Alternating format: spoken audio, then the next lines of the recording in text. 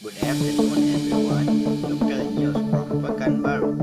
Heavy rain caused flooding in several areas of the city one Sunday after in April 2026. The flood submerged a number of roads and disrupted traffic in some locations. Residents said that the wild level rose quickly after half of continuous rain.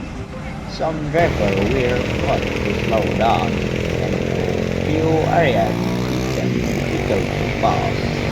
According to local authorities, poor drainage is one of the main causes of the flooding.